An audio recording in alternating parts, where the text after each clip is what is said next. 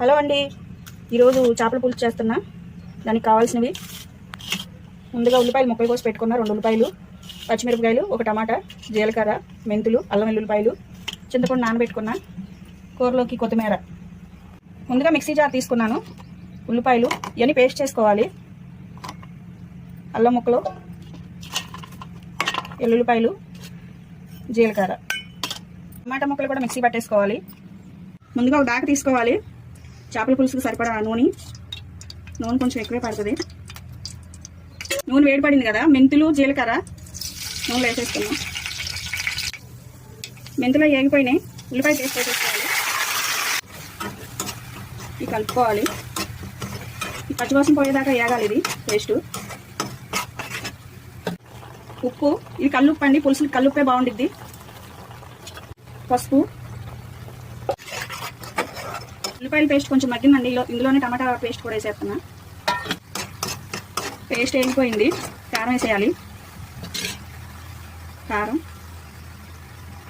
పులుసులు కాదండి, కొంచెం కారం ఎక్కువ వేసుకోవచ్చు.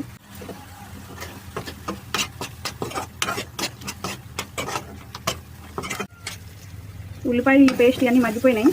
ఇక ఆయిల్ బయటకు వచ్చేసింది. ఇప్పుడు చేప ముక్కలు వేసుకున్నాం.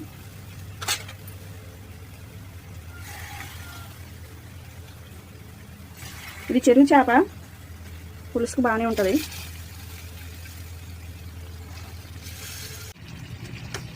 చేప ముక్కలు వేసేసుకున్నాం కదా, ఈ చింతపండు పులుసు పోసేద్దాం. చింతపండు పులుసు పోసేసుకోవాలి.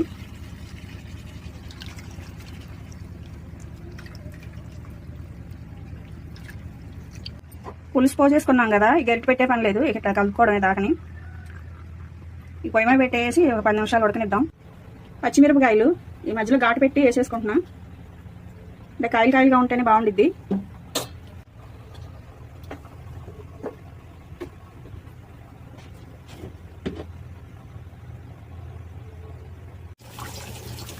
కూర ఉడికేటప్పుడే ఇలా మధ్యలో ఇలా కలుపుకుంటూ ఉండాలి. కూర ఉడికిపోయింది. కొత్తిమీర వేసుకుందాం. కొత్తిమీర వేసేసి ఆఫ్ చేసేద్దాం. చేపల పులుసు రెడీ అయిపోయింది. మీరు కూడా ఇలా వండుకుని చూడండి. ఈరోజు మా ఇంట్లో సండే స్పెషల్. మా ఛానల్ లైక్ చేయండి, సబ్స్క్రైబ్ చేసుకోండి. వర్ధన్ వ్లాగ్స్.